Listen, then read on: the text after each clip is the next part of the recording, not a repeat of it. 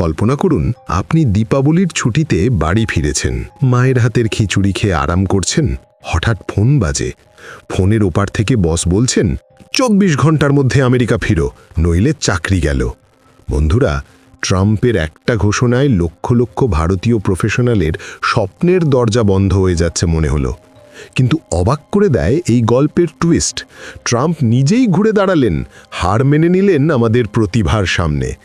এই ভিডিওতে আমরা খুলব এই নাটকের পর্দা, দেখব কিভাবে ভারতের ডিপ্লোমেসি এবং আইটি জায়ান্টরা আমেরিকাকে মাথা নিচু করালো, আর শেষে জানব এর থেকে ভারতের জন্য কি সোনার সুযোগ খুলে গেল, যা আপনার কেরিয়ারের খেলা বদলে দিতে পারে।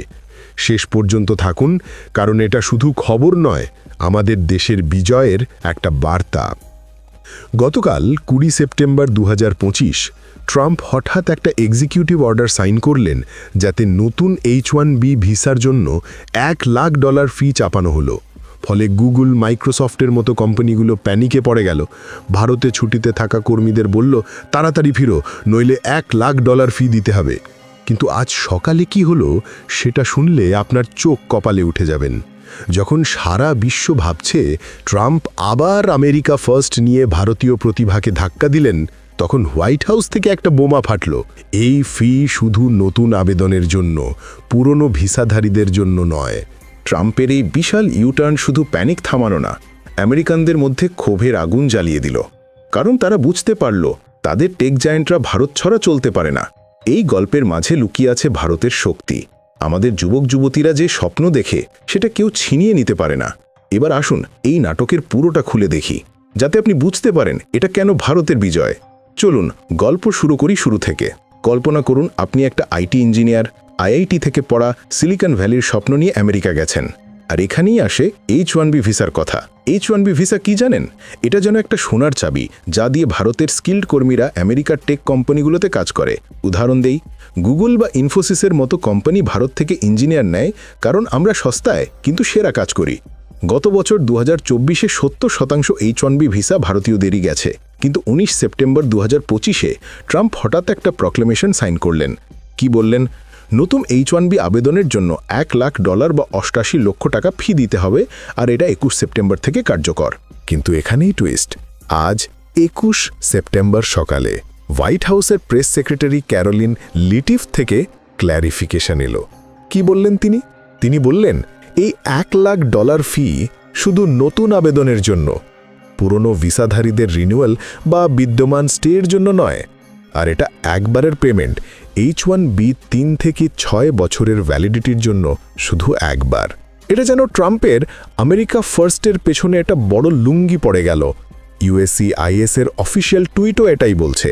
পূর্বের আবেদনগুলো অটুট, 21 তারিখের আগের পিটিশনগুলো সেফ। ফলে প্যানিক থেমো, ফ্লাইট বুকিং ক্যান্সেল হচ্ছে। কিন্তু আমেরিকানরা কেন রেগে আছে? কারণ তারা বুঝল টেক কোম্পানিগুলো ভারতীয়দের ছাড়া কিভাবে চলবে। যেমন গুগলের 30% কর্মী ভারতীয় H1B হোল্ডার। এবার প্রথম প্রশ্ন, এটা কিভাবে হলো? কখন, কোথায় শুরু হয়েছিল? তবে শুনুন, 2016-তে ট্রাম্পের প্রথম টার্মে H1B এর উপর চাপ দিয়েছিলেন, কিন্তু তখনও ফি বাড়াননি। 2024 ইলেকশনে জিতে আবার আমেরিকা ফার্স্ট বলে শুরু করলেন।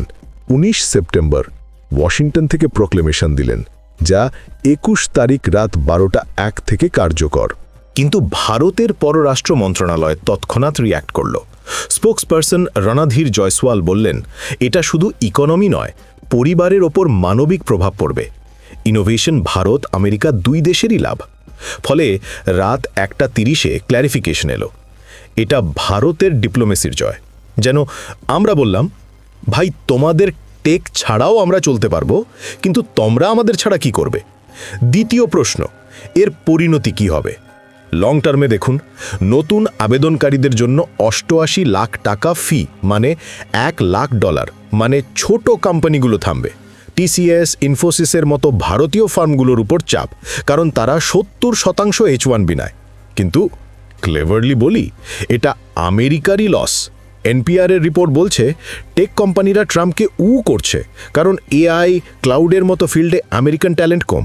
ঐতিহাসিক ফ্যাক্ট, 2017-এ ট্রাম্পের H1B রেস্ট্রিকশনের পর গুগলের CEO সুন্দর পিচাই বলেছিলেন, এটা আমাদের ইনোভেশনের ক্ষতি। আজও তাই, একটা কোম্পানি 1700 H1B নিয়েছে, কিন্তু 2400 আমেরিকান ছাঁটাই করেছে। আমেরিকানরা রেগে আছে, কারণ চাকরি বাড়ার বদলে খরচ বাড়ল। ভারতের দিক থেকে বললে শর্ট টার্ম পেন, কিন্তু long term gain. Brain drain থামবে, ব্রেন গেইন হবে।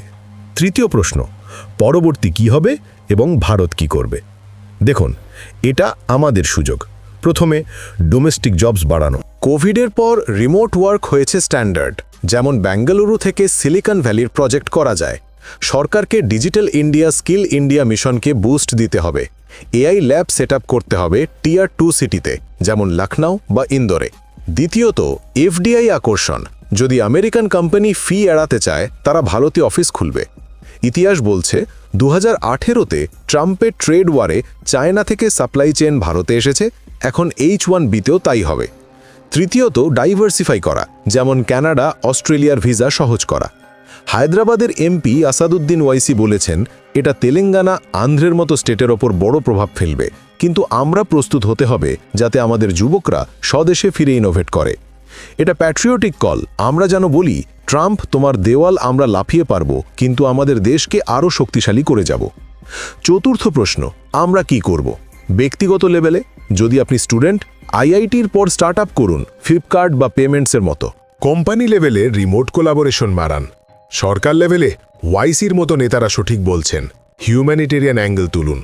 কমেডিয়ান ভীর দাসও টুইট করে বলেছেন, ট্রাম্পের ফি দেখে মনে হচ্ছে আমেরিকা আমাদের ছাড়া নেটফ্লিক্সের স্ক্রিপ্ট লিখতে পারবে না। হাসির মধ্যে সত্যি, আমরা শুধু কোডার নই, ইনোভেটার। বন্ধুরা, এই H1B নাটক দেখে মনে হয় ট্রাম্প যতই চিৎকার করুন আমেরিকা ফার্স্ট, আসলে তারা আমাদের প্রতিভার উপর ডিপেন্ডেন্ট। এটা আমাদের জয়, কারণ ভারতের যুবকরা শুধু চাকরির জন্য নয়, বিশ্বকে চালানোর জন্য জন্মেছে।